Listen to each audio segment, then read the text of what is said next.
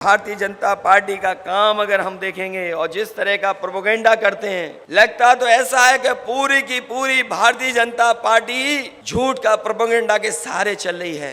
याद कीजिए वो नोटबंदी, और नोटबंदी में यह कहा गया था कि नोट बंद हो जाएंगे, काला धन वापस आ जाएगा और भ्रष्टाचार खत्म हो जाएगा। अगर हम पीछे मुड़ करके देखें, जब से नोटबंदी हुई है, बताओ कितना काला धन वापस आ गया है, कितना भ्रष्टाचार खत्म हो गया। और उस समय जो बैंक में बच्चा पैदा हुआ था जिसका नाम खजांची हम लोगों ने रखा था, उसको भी ये सरकार के लोग भूल गए।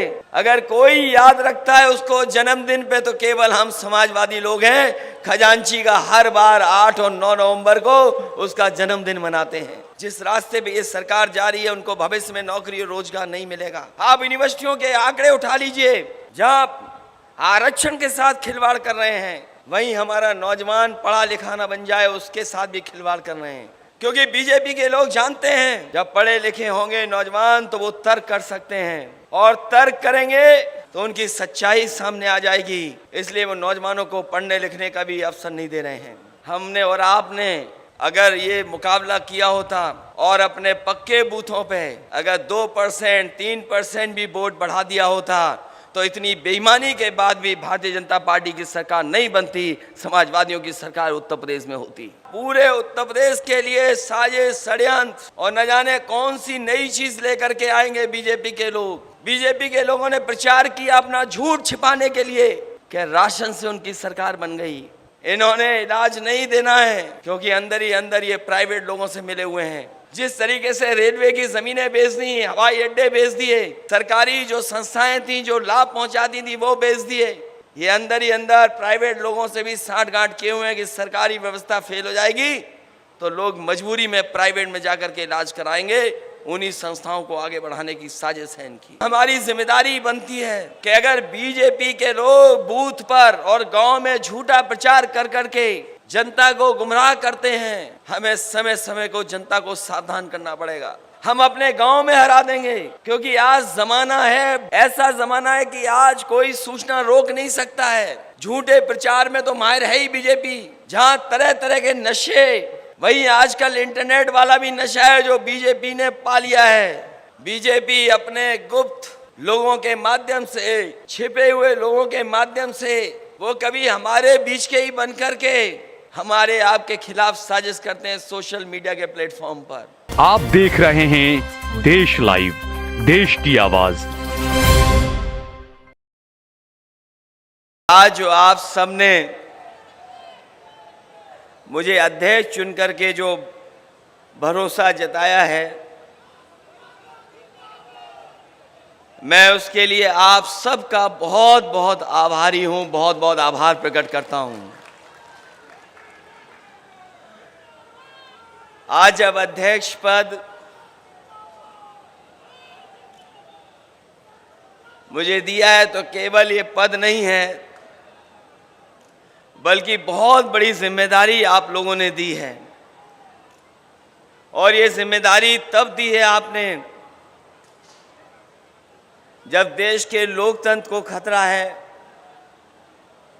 संविधान को खतरा पैदा कर दिया है, और धीरे धीरे दिल्ली और लखनऊ में जो सरकारें हैं उन्होंने सभी संस्थाओं पर कब्जा कर लिया है। जो आपने मुझे जिम्मेदारी दी है,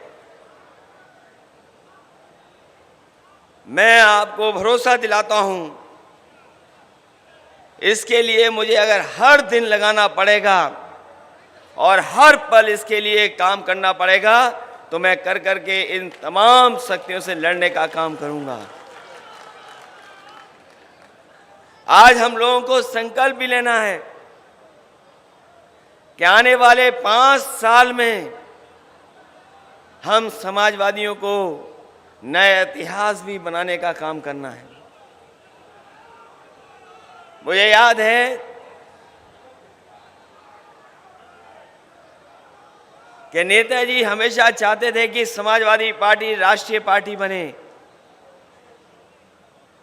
नेताजी और हम लोगों ने मिलकर के बहुत कोशिश की और प्रयास किया, लेकिन आज के दिन जब 5 साल आप मौका दे रहे हैं,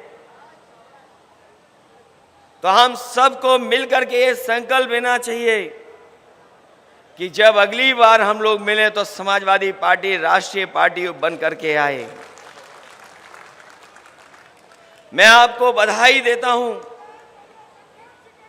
कि आपने सदस्यता कार्यक्रम बहुत जिम्मेदारी से चलाया है और इस सदस्यता कार्यक्रम के माध्यम से जहां आप हर वर्ग के बीच में पहुंचे हैं, वहीं मैंने देखा है कि बड़ी संख्या में बुजुर्ग, नौजवान, माताएं, बहनें और जो समाजवादी सिद्धांत और समाजवादी कार्यक्रमों से प्रभावित हैं, वो बड़ी संख्या में जुड़ने का काम किया है। ये सदस्यता का कार्यक्रम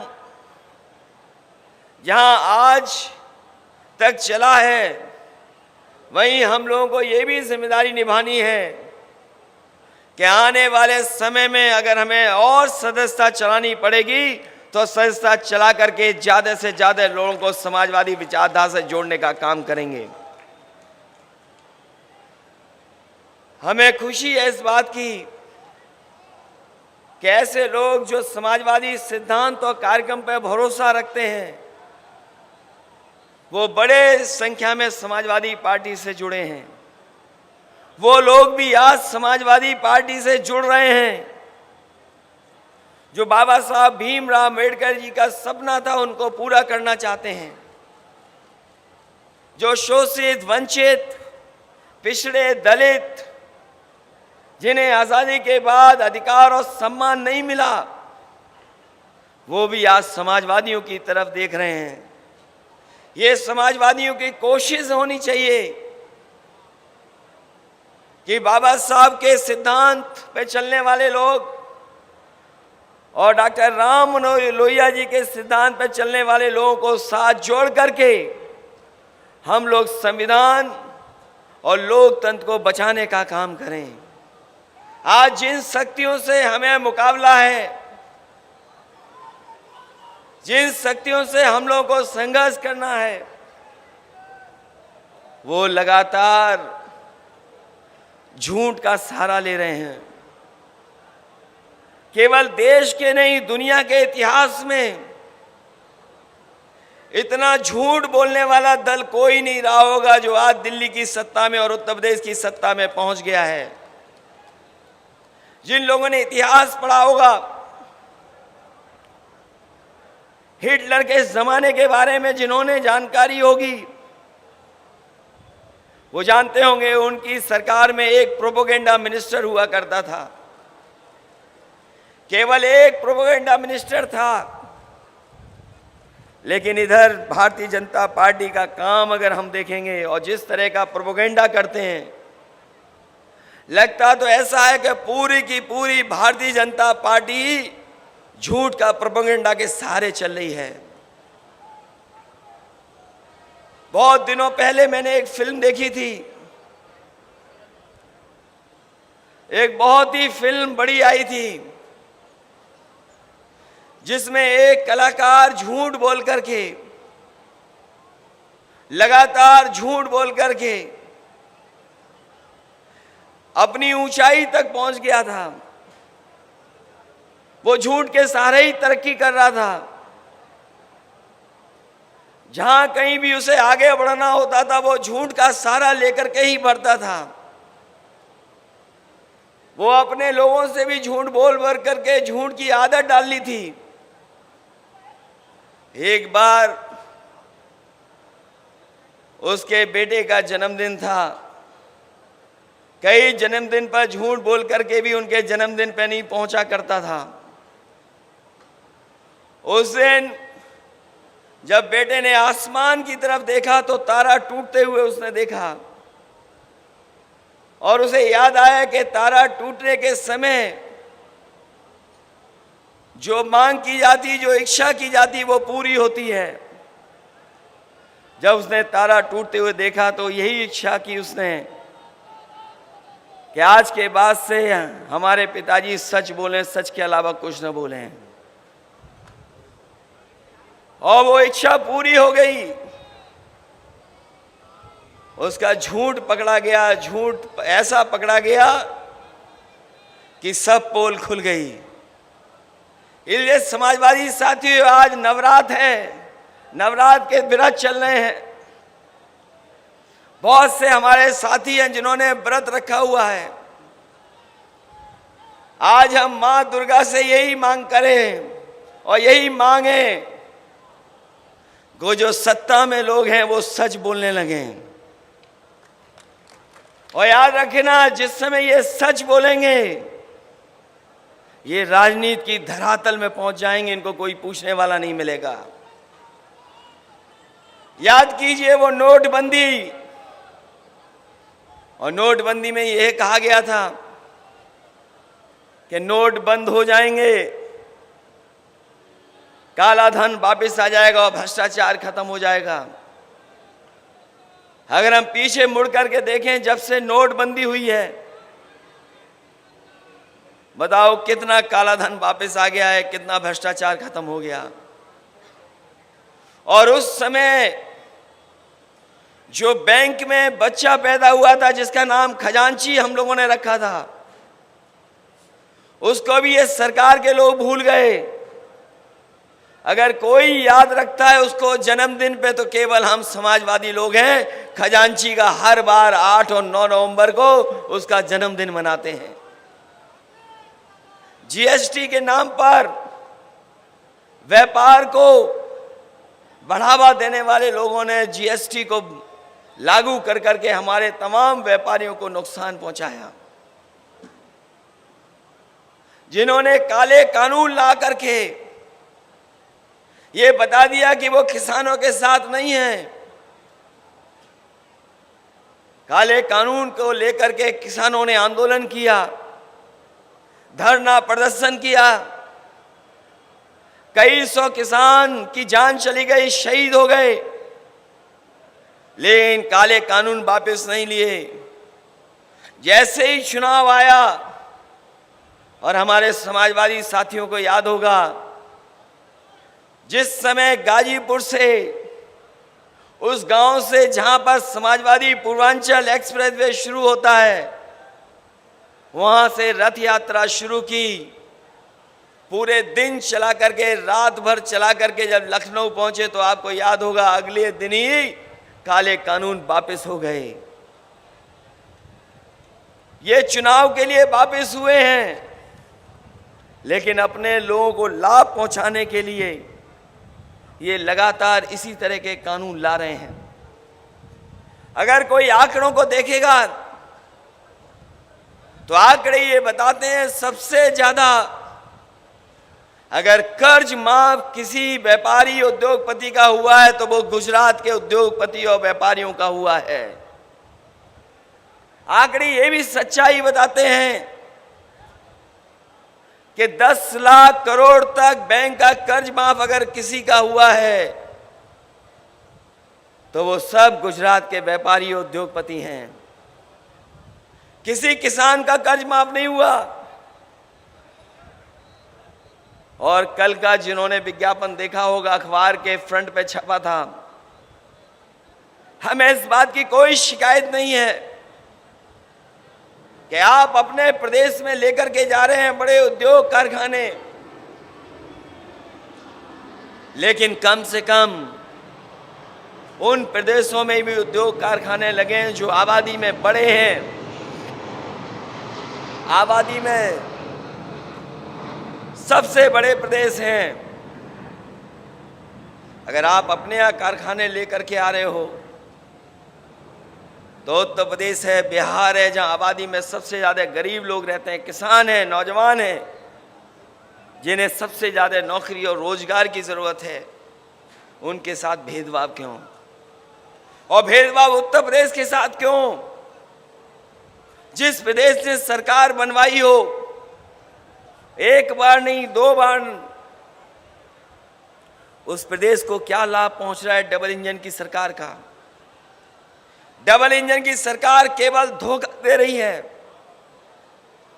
जहां नौकरी रोजगार नहीं, और मुझे अभी कुछ दिन पहले जानकारी मिली थी कि फर्रुखाबाद में 12 जिलों की अग्निवीर की भर्ती हो रही थी। 12 जिलों से लगभग 1,13,000 नौजवानों ने फॉर्म भरे थे भर्ती के लिए फौज की।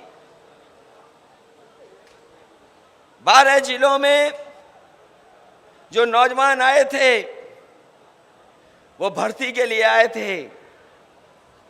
1,13,000 की तो खबर निकली, लेकिन कितने को भर्ती मिली है इसकी खबर आज तक नहीं मिली है।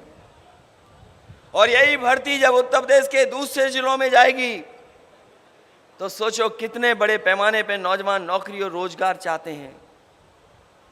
इन्होंने देश की सबसे प्रतिष्ठित फौज हमारी, उसके साथ भी धोखा देने का काम किया है। अग्निवीर जैसी टेम्परेरी नौकरी कोई स्वीकार नहीं कर सकता, लेकिन गरीबी के कारण, बड़े पैमाने पे बेरोजगारी के कारण हमारे नौजवान दुखी हैं, उसके बावजूद भी नौकरी और रोजगार के लिए जा रहे हैं। सरकार ये न समझे कि वो आ रहे हैं भर्ती के लिए, वो गरीबी और बेरोजगारी की वजह से भर्ती में पहुंच रहे हैं। और जितनी भी संस्थाएं हैं, उन संस्थाओं में जो संविधान से हमें अधिकार और सम्मान मिलता था उसके साथ भी इन्होंने खिलवाड़ की है। जहां यूनिवर्सिटी, कॉलेज, सरकारी नौकरियां पिछड़े और दलितों भाइयों को जो सम्मान मिलता था, नौकरियां मिल जाती थीं, जिस रास्ते पे ये सरकार जा रही है उनको भविष्य में नौकरी और रोजगार नहीं मिलेगा। आप यूनिवर्सिटियों के आंकड़े उठा लीजिए, जहां आरक्षण के साथ खिलवाड़ कर रहे हैं, वहीं हमारा नौजवान पढ़ा लिखा ना बन जाए उसके साथ भी खिलवाड़ कर रहे हैं। क्योंकि बीजेपी के लोग जानते हैं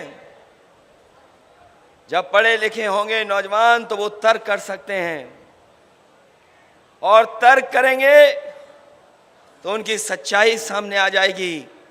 इसलिए वो नौजवानों को पढ़ने लिखने का भी अवसर नहीं दे रहे हैं।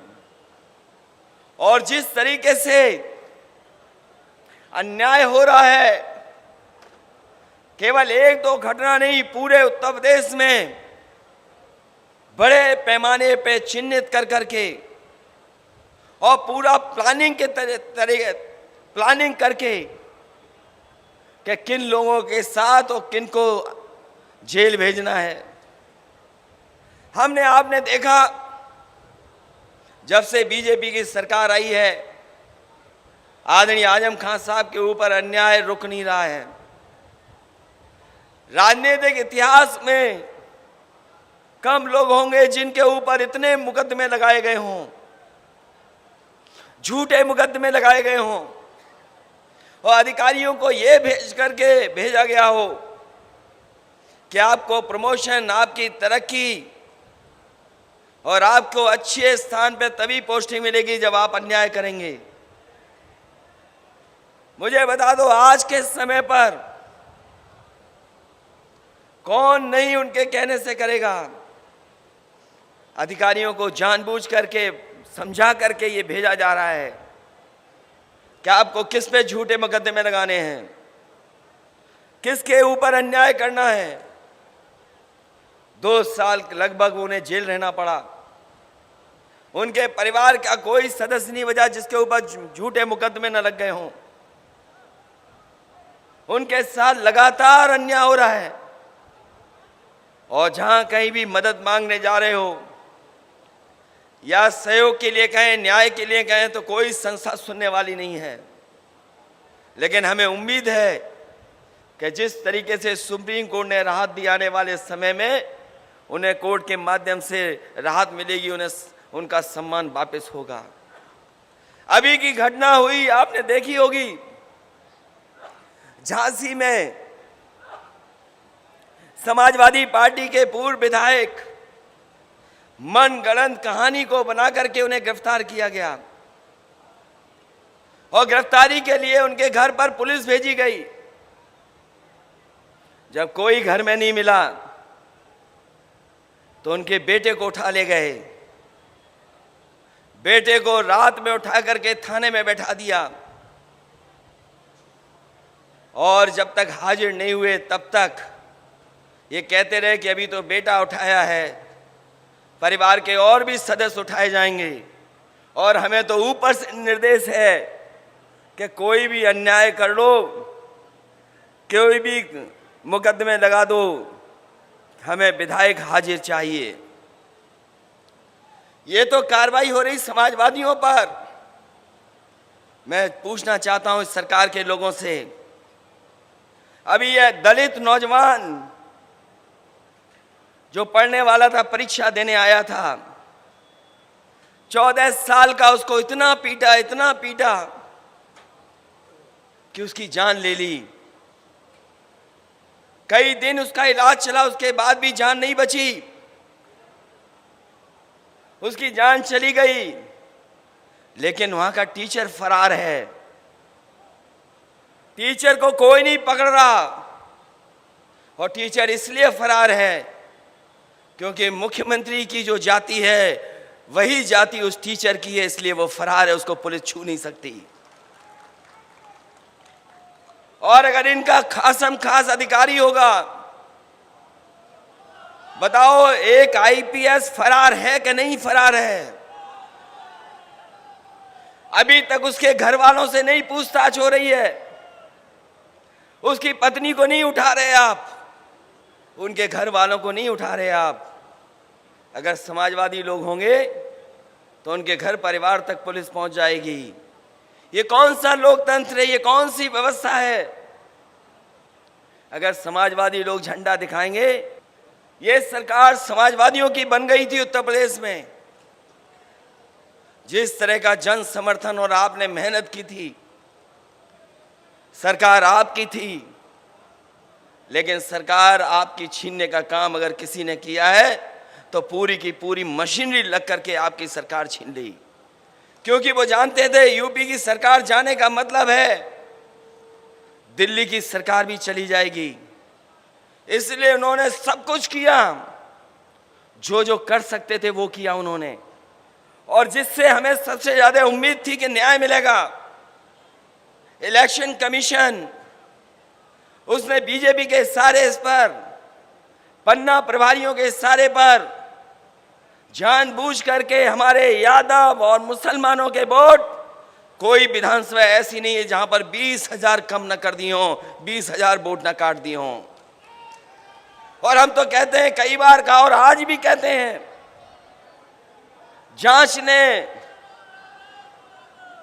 जांच करके देख लें तो आज भी 20-20 हजार वोट हमारे वहां से उड़ा दिए गए। कईयों के नाम काट दिए गए, कईयों को इस बूथ से दूसरे बूथ पे पहुंचा दिया, एक परिवार के सदस्य को यहां पहुंचाया, दूसरे को वहां पहुंचाया। ये भारतीय जनता पार्टी का स्ट्रेटजी का पार्ट था। और मैंने कुछ दिन पहले जब डाटा इंजीनियर को बुलाया था, अब तो रिजल्ट बदला नहीं जा सकता, रिजल्ट दिखाई दे रहा है सामने। हमने और आपने अगर ये मुकाबला किया होता और अपने पक्के बूथों पे अगर 2%, 3% भी वोट बढ़ा दिया होता तो इतनी बेईमानी के बाद भी भारतीय जनता पार्टी की सरकार नहीं बनती, समाजवादियों की सरकार उत्तर प्रदेश में होती। इसलिए कल भी किसी साथी ने कहा था कि अपना बूथ सबसे मजबूत बनाना पड़ेगा, एक भी वोट बंटना नहीं चाहिए। पूरे देश की राजनीति को दिशा देगा उत्तर प्रदेश, और पूरे उत्तर प्रदेश के लिए साजिश, षड्यंत्र और न जाने कौन सी नई चीज लेकर के आएंगे बीजेपी के लोग। बीजेपी के लोगों ने प्रचार किया अपना झूठ छिपाने के लिए कि राशन से उनकी सरकार बन गई। उन्हें साइलेंट वोट मिला है। साइलेंट वोट हमारी माताओं बहनों के लिए कहते हैं। इसलिए हम समाजवादी साथियों से अपील करेंगे कि ज़्यादा से ज़्यादा माताओं बहनों के बीच में जाएं, और सरकार ने जो नाकाम हुई है, क्योंकि आज सबसे ज़्यादा घटनाएं किसी पर हो रही हैं तो हमारी माता बहनों पर। आज हम अगर एनसीआरबी के आंकड़े देखें, चाहे वो बलात्कार की घटना हो, चाहे छेड़खानी की घटना हो, चाहे उनके जेवर छीनने की घटना हो, सबसे ज्यादा उत्तर प्रदेश में महिलाओं पर हो रहा है। वहीं दलित और पिछड़ों पे भी सबसे ज्यादा अन्याय है। जेलों में अगर आंकड़े निकलवाओगे तो सबसे ज्यादा पिछड़े और दलित आप पाओगे, और किसी के ऊपर अन्याय नहीं हो रहा। उन्हीं को जेल में ठूस दे रहे हैं, इलाज मिल नहीं रहा है। जो सुविधाएं दी गई थी वो सुविधाएं भी खत्म कर दी गई हैं। जिस डबल इंजन की सरकार को बजट डबल करना चाहिए था, आज सरकारी अस्पतालों में इलाज नहीं है। ये कितने भी वादे कर दें, कितने भी मेडिकल कॉलेज खोल दें, इन्होंने इलाज नहीं देना है, क्योंकि अंदर ही अंदर ये प्राइवेट लोगों से मिले हुए हैं। जिस तरीके से रेलवे की जमीनें बेच दी, हवाई अड्डे बेच दिए, सरकारी जो संस्थाएं थी जो लाभ पहुंचाती थी वो बेच दिए।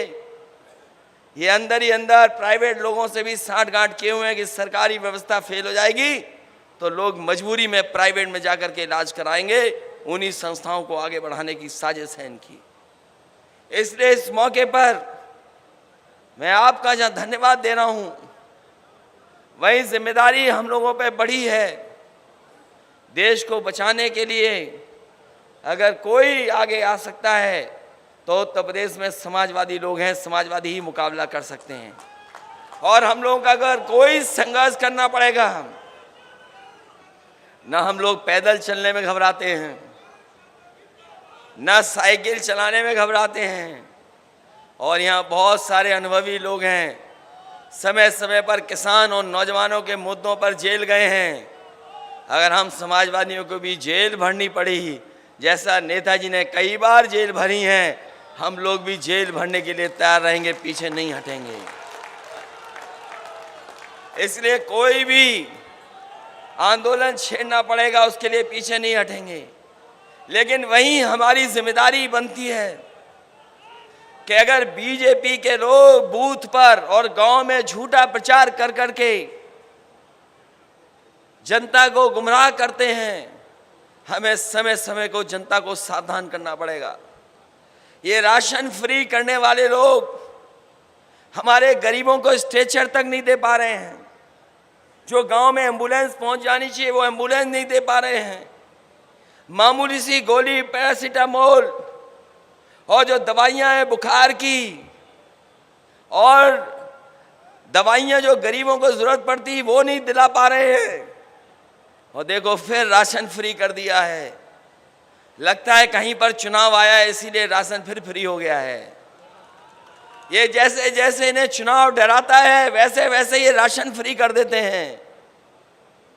और ये बड़े बड़े सेठ लोगों को इतना लाभ पहुंचाते हैं जिसकी आप कल्पना नहीं कर सकते हैं। ये जो अमीर और गरीब की खाई है, ये खाई बढ़ती चली जा रही है। एक उद्योगपति अगर दुनिया में नंबर 2 पर पहुंच जाए, उससे हमारा गरीब खुशहाल नहीं हो सकता। एक उद्योगपति दुनिया में नंबर 2, नंबर 1 पर पहुंच जाए, उससे हमारे नौजवानों का भविष्य बेहतर नहीं हो सकता। इस देश को जरूरत है कि किसान खुशहाल हो और नौजवानों को उनके भविष्य को बेहतर करने के लिए नौकरी और रोजगार मिले। नौकरी और रोजगार नहीं है और लगातार ये फैसले ऐसे ले रहे हैं जिससे हमारा गरीब, पिछड़ा और दलित जो कुछ आगे आया था वो पीछे छूट जाए।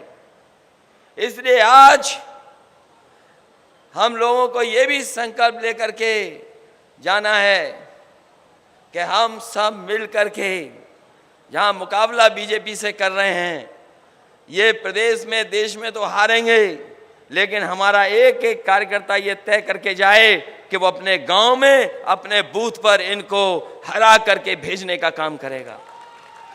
जिस समय हम अपने बूथ पे हरा देंगे इन्हें, हम अपने गांव में हरा देंगे।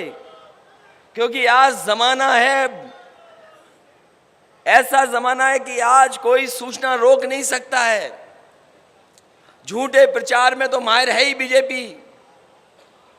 जहां तरह तरह के नशे, वही आजकल इंटरनेट वाला भी नशा है जो बीजेपी ने पा लिया है। बीजेपी अपने गुप्त लोगों के माध्यम से, छिपे हुए लोगों के माध्यम से, वो कभी हमारे बीच के ही बनकर के हमारे आपके खिलाफ साजिश करते हैं सोशल मीडिया के प्लेटफॉर्म पर। जितना साथ हमारे प्रेस के लोगों को हमारा देना चाहिए उतना नहीं दे पा रहे हैं, क्योंकि उनके सामने भी मजबूरियां हैं। अभी आपने देखा होगा, और आंकड़े अगर उत्तर प्रदेश के निकालोगे आप, जिस भी पत्रकार साथी ने अगर सच्चाई सामने लाने का काम किया है, उस पर झूठे मुकदमे लगा दिए हैं, जेल भेज दिया गया है। और कई सूचनाएं ऐसी हैं कि जहां पत्रकारों को भी अपनी जान खोनी पड़ी है।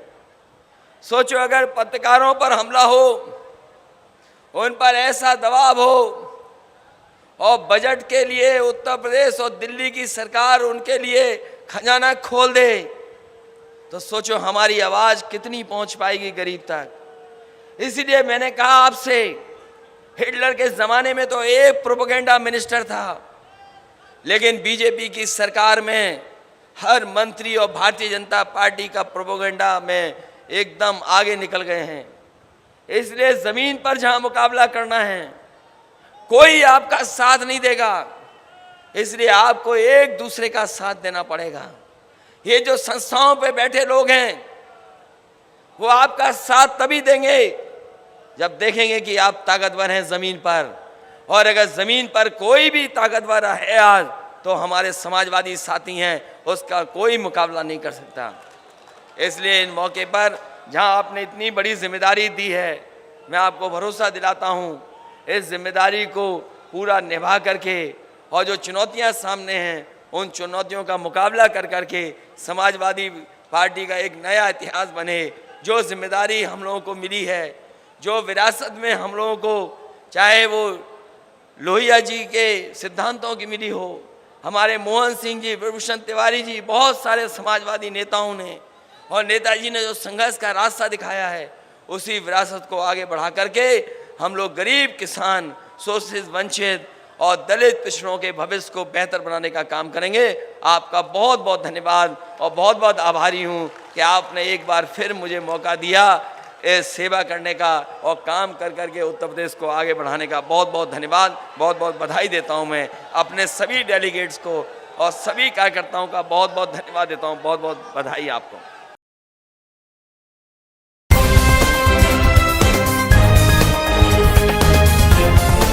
देश और दुनिया की तमाम छोटी और बड़ी खबरों के लिए हमारे चैनल को सब्सक्राइब करना न भूलें और बेल का बटन जरूर दबाएं।